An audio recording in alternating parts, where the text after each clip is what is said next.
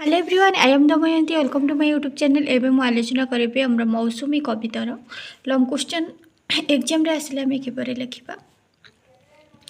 मौसुमी कवितार भावादर्श प्रकाश कर नचेत एपरी आसपे मौसुमी कवितार क्यों भावादर्श प्रकाशित उल्लेख कर गोटे सेम ही आंसर हम। आमर मौसुमी कविता को रचना कर राधा मोहन पट्टनायक। छंद धुरीण शब्द जादूकर गीति और गाथा शिल्पी राधामोहन पट्टनायकर एक अनबद्य सृष्टि होउची मौसुमी। कवितार भाव सर्वजनबद्ध कारण एहार भाव पक्ष सहित एहार कला पक्षर सुंदर समन्वय घटी। मुख्य स्वर होउची वर्षार आगमनी घरे ग्रीष्म तापित धरणी और धरावासी दुख क्लेश दूर करे।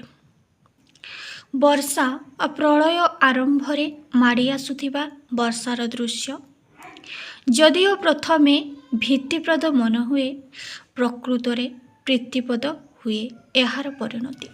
प्रथमे जेतेबेले आमर वर्षा आसे सेतेबेले भयंकर रूप धारण करिके आसे, जोरे घड़घड़ी बिजुली सहित आसे। तेणुकर प्रथमे वर्षार रूप कौन थाए? भयंकर थाए। किंतु जेतेबेले वर्षा सरी जाए से प्रकृति पाई कौन प्रीतिपद होता है, मंगलकारी होता है ना। नहीं, वर्षा को अपेक्षा करिके केते लोक माने थांती, चाषी माने अनै थांती केबे वर्षा आसिले आमे चाष करिबु, शस्य समला हे उठिबो धरणी, तो समस्त पशु पक्षी कीट पतंग समस्ते खुशी होइथांती। किंतु वर्षार प्रथम रूप भयंकर, किंतु से होची सत्य शिव और सुंदर मंगलकारी, ए धरा पृथ्वीर मंगलकारी। कवि पट्टनायक स्वकीय शिल्प दृष्टि रे वर्षाकारी सत्ता को मौसुमी रूपे कल्पना करिसेंती। कवि वर्षार सत्ता को कौन मौसुमी वायु को मौसुमी सहित बा मौसुमी रूपे कल्पना करिसेंती। काहाकू ना वर्षाकारी सत्ता को। दक्षिण पश्चिम मौसुमी वायु वर्षा प्रस्तुत करे। वर्षा किए प्रस्तुत करे? दक्षिण पश्चिम मौसुमी वायु। एटा शॉर्ट क्वेश्चन आसे। माने वर्षा किए प्रस्तुत करे ना दक्षिण पश्चिम मौसुमी वायु वर्षा प्रस्तुत करे। सागर बक्षरु जल विशेषण करे। सागर बक्षरु कौन विशेषण करे? जल। धरार ग्रीष्म ताप दूर करने को अजस्र धारारे वर्षी जाए से। जो आम धरारू ग्रीष्म ताप दूर करने खरा दिन में ग्रीष्म ऋतु जो ग्रीष्म तापर सारा पृथ्वी कौन होता है उत्तप्त हो जाए ताको वर्षा माध्यम शांत करे। वर्षा पड़ार धरणी रे से शीतल हुए। सृष्टि प्रलय आनिबा तार उद्देश्य नुहे। सृष्टि प्रलय से जेहेतु प्रलय भयंकर रूप से आसे तो सृष्टि प्रलय आनिबा तार उद्देश्य नुहे। सृष्टि मंगल विधान करने होची तार लक्ष्य। सदा सर्वदा से सृष्टिर मंगल विधान करिथाए। एही लक्ष्य नहीं मौसुमी होइथाए गतिशीला। मात्र मौसुमी आसे अगत्या उग्र गति रे धरारे तार आगमनी भय संचार करे। से प्रथमे जितेबाला धरा को बा पृथ्वी को आसे से भय संचारित हो जाए। समस्ते भयभीत हो जाते कारण वर्षा बिजुली घड़घड़ी सहित पवन रे आसे जोर तेणुक भयभीत हो जाती। समस्ते थरहर हो जाती, पशुपक्षी भयभीत हो जाती। समस्त लोक घर को प्रवेश करती। कविंकर मौसुमी आत्म परिचय दे धरावासी को शुणाए। कौन शुणाए देखा।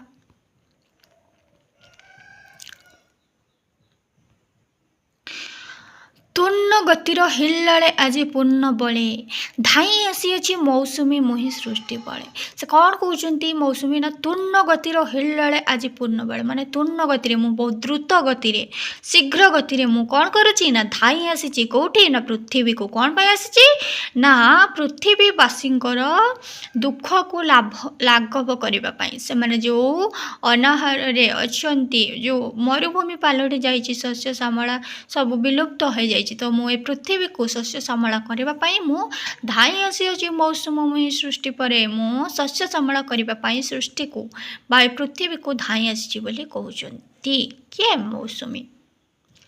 दैत्य रूप आसी मौसुमी मौसुमी कौ रूप आसी दैत्य दैत्य माने कौन असुर असुर जमी भयंकर रूप में आसे ताको देखिए समस्ते डरी जाती सेपरी मौसुमी वायु बा मौसुमी वर्षा प्रथम आसिले भयंकर रूप में आसे तेणुक मौसुमी को एठारे कवि राधामोहन गणनायक दैत्य सहित तुलना कर आलोड़ित आलोड़ित तार केश बिलोड़ित तार बेश तार केश किपरि आलोड़ित आउ बेश तार बिलोड़ित दैत्यर अटहास्य भली तार घड़घड़ी शब्द तार घड़घड़ी शब्द किपरि दैत्य माने असुर जेमिति अटहास्य करे हसे हा हा हा सेहीपरि तार घड़घड़ी शब्द करकापात एही सृष्टि रे भय संकुल अवस्था से जो करकापात हुए करका माने कौन करकापात हुए जो आमर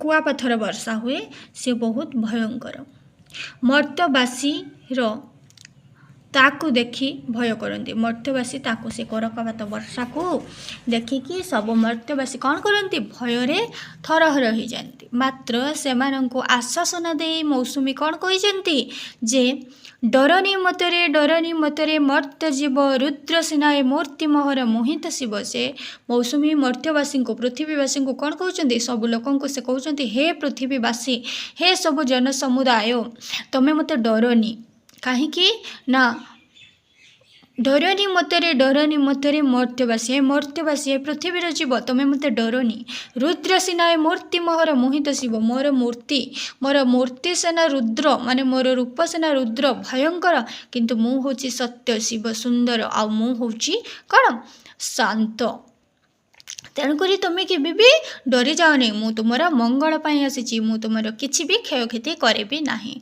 जेहेतु से बहुत भयंकर रूप में आसे तेणुक प्रथमे पृथ्वी रे पड़िबा मात्रे से किछिटा तो क्षति करि थाए किंतु परवर्ती समय रे समस्तकर उपकार करि थाए मौसुमी कवि दृष्टि रे कवि बा मौसुमी कवि दृष्टि रे विकट रूप दैत्य नुहे कविंक दृष्टि रे माने कविंक चक्षुरे मौसुमी विकट रूपीधारी बा भयंकर असुर नुहंती से हृदय प्रेमिकटीए मौसुमी कविंक दृष्टि किए से होची हृदय प्रेमिकटीए हृदय दे से भल पाई सागर बक्ष उर्मी को मौसुमी क्या भल पाई सागर बक्षरे जो उर्मी ढेउ ताको से हृदय देकी भल पाई बोली किए कहते कवि उर्मी प्रिया सहित से गभीर आनंदरे मातिथिला उर्मी आउ किए मौसुमी दुई जण से माने आनंदरे मातिथिले गभीर आनंदरे हैला से माने होचंती प्रेमिक प्रेमिका बोली तुलना करिसेंती किए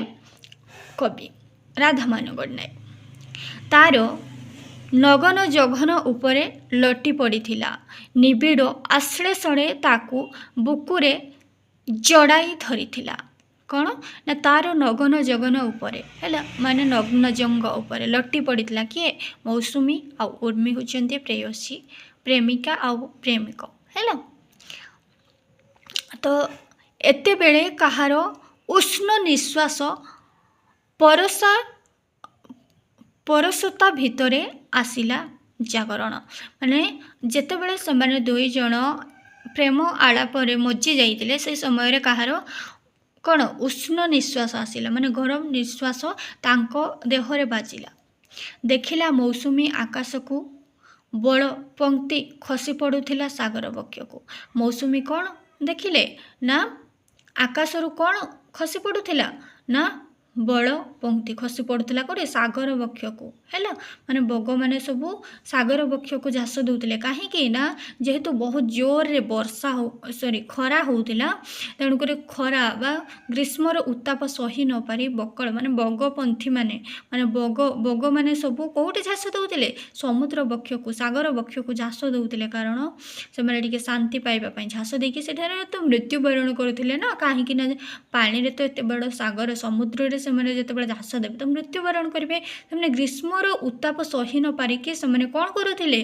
ना समुद्र रे झास दउतिले को माने ना बगपंथी माने एटा भी शॉर्ट क्वेश्चन आसी पारे जीर्ण पृथ्वी धूसर वनभूमि शीर्ष तटिनी को देखी ବିକଳ ହେଉଥିଲା। ଆମର ଜୀର୍ଣ୍ଣ ପୃଥିବୀ ଆଉ ଧୂସର ବନଭୂମି, ଯେଉଁ ଜୀର୍ଣ୍ଣ ପୃଥିବୀ କ'ଣ ପାଇଁ ଜୀର୍ଣ୍ଣ ପୃଥିବୀ, କ'ଣ ଜୀର୍ଣ୍ଣ ଶୀର୍ଣ୍ଣ ଦେଇଥିଲା, ପୃଥିବୀରେ କିଛି ଆଉ ଶସ୍ୟ ଶ୍ୟାମଳ ନଥିଲା। ଧୂସର ବନଭୂମି ମାନେ ବନଭୂମି ସବୁଜ ଶ୍ୟାମଳ ଦେଖାଯିବା କଥା, କିନ୍ତୁ ଖରାର ଉତ୍ତାପରେ ସବୁଜ କିଛି ନାହିଁ, ସବୁ ଧୂସର ହେଇଯାଇଛି, ପତ୍ର ଫତ୍ର ଝଡ଼ିକି ପୁରା ଥୁଣ୍ଟା ହେଇଯାଇଛନ୍ତି ଗଛ। ତ ଧୂସର ଭୂମି ଆଉ ଶୀର୍ଷ ତଟିନୀ ମାନେ କ'ଣ, ନଦୀ, ନଦୀ ଗୁଡ଼ିକ ସବୁ ଜଳ ଶୁଖି ଯାଇଛି ହେଲା, ଆଉ ଚିକ୍ ଚିକ୍ ଦେଖାଯାଉଛି। ତ ଯେଉଁ ଆମର ଧୂସର ବନଭୂମି, ଜୀର୍ଣ୍ଣ ପୃଥିବୀ ଆଉ ତଟିନୀ ହେଲା, ସମସ୍ତେ ବିକଳ ହୋଇଯାଇଛନ୍ତି। କାହା ପାଇଁ, ମାନେ ବର୍ଷାକୁ ଅନେଇ ଅନେଇ। ପ୍ରିୟା ଉର୍ମିକୁ ସାଥିରେ ଆଣି ସେ ଆଗେଇ ଆସିଲା। କିଏ, ପ୍ରିୟା ଉର୍ମିକୁ ସାଥିରେ ନେଇକି ମୌସୁମୀ ଆସିଲା। ପ୍ରଣୟିନୀ ସହ ଏକାକାର ହୋଇ ସେ କହିଲା, କ'ଣ କହିଲା ନା, ଉର୍ମି ଆଉ ମୌସୁମୀ ଆସିଛନ୍ତି, ଆଉ ପ୍ରଣୟିନୀ ସହିତ ସେମାନେ ଏକାକାର ହୋଇ କ'ଣ କହିଛନ୍ତି ନା, ବିପୁଳ ପୁଲକ ପରଶ ଭରେ ମୁଁ ହରସ ଭରେ। ବିପୁଳ ପୁଲକ ପରଶ ଭରେ ମୁଁ ହରସ ଭରେ। ପ୍ରିୟାରେ ମହର ଆଶ୍ଳେଷି ନେଲି ଉରସ ପରେ। ଆଉ କାହିଁ ଘନ ବନ୍ଧନ ଫିଟିଲା ନାହିଁ, ଦିଓଟି ଜୀବନ ମିଶିଯାଇ ଆଜି ମିଶ୍ର ରାଗେ। ଧାଇଁ ଆସିଅଛି ମୌସୁମୀ ମୁହିଁ ଧରଣୀ ଭାଗେ। ମୌସୁମୀ କ'ଣ କହୁଛନ୍ତି, ଦିଓଟି ଜୀବନ ମିଶିଯାଇ ଆଜି ମିଶ୍ର ଲାଗେ, ମାନେ ମୌସୁମୀ ଆଉ ଯେଉଁ ଆମର ମୌସୁମୀ ଆଉ ଉର୍ମି ଦୁଇ ଜଣ ଆଜି ମିଶି ଯାଇଛନ୍ତି ହେଲା। ଯେତେବେଳେ ମୌସୁମୀ କହୁଛି ଯେ ମୋତେ ଧରାବରଣକୁ ଯିବା ପାଇଁ ପଡ଼ିବ, ପୃଥିବୀକୁ ଯିବା ପାଇଁ ପଡ଼ିବ, ପୃଥିବୀକୁ ଶସ୍ୟ ଶ୍ୟାମଳ କରିବା ପାଇଁ ପଡ଼ିବ, ସମସ୍ତ ଲୋକଙ୍କ ମୁହଁରେ ହସ ଫୁଟାଇବା ପାଇଁ ପଡ଼ିବ, ଉର୍ମିକୁ କହୁଛି ଯେ ମୁଁ ଯିବା ପାଇଁ ପଡ଼ିବ ମୋତେ। ତ ସେହି ସମୟରେ ଉର୍ମି କହୁଛନ୍ତି ଯେ ତୁମେ ଯଦି ଯିବ ତାହେଲେ ମୁଁ ବି ତୁମ ସହିତ ଯିବି, କାରଣ ମୁଁ କ'ଣ ତୁମର କେବଳ ବିଳାସ ସଙ୍ଗିନୀ, ମୁଁ ତୁମର କ'ଣ କର୍ମସୟୀ ନୁହେଁ, ତୁମର କ'ଣ କର୍ମସଙ୍ଗିନୀ ମୁଁ ହେଇପାରିବିନି। ତ ଦୁଇ ଜଣ ସାରା ଆଲିଙ୍ଗନ କରିଛନ୍ତି ଏବଂ ଦୁଇଟି ଜୀବନ ମିଶି ଯାଇଛି ହେଲା, ମିଶ୍ର ରାଗରେ ମିଶି ଗଲା ପରେ ଧାଇଁ ଆସିଅଛି ମୌସୁମୀ ମୁହିଁ ଧରଣୀ ଭାଗେ। ତାପରେ ମୌସୁମୀ ଧରଣୀ ଭାଗକୁ ଧାଇଁ ଆସିଛନ୍ତି। ଗ୍ରୀଷ୍ମ ତାପିତ ଧରା ଓ ଧରାବାସୀଙ୍କ ଦୁଃଖ ଦୁର୍ଦ୍ଦଶାକୁ ଦୂର କରିବାକୁ ଧାଇଁ ଆସିଥିଲା କିଏ, ମୌସୁମୀ। ଗତିରେ ନଥିଲା ତାର କମ୍ରତା ଆଉ ନମ୍ରତା, ତାର ଗତିରେ କମ୍ରତା ଆଉ ନମ୍ରତା ନଥିଲା, ପରିବର୍ତ୍ତେ ଥିଲା ଉଗ୍ରତା ଆଉ ବିକୃତା। ଯେହେତୁ ସମସ୍ତେ ଧରାବକ୍ଷରେ ହାହାକାର ହେଉଥିଲେ ଜଳ ପାଇଁ, ତେଣୁକରି ତାଙ୍କ ମନରେ ଉଗ୍ରତା ଥିଲା ଆଉ ବ୍ୟଗ୍ରତା, ସେ ଜଲ୍ଦି ଆସୁଥିଲେ।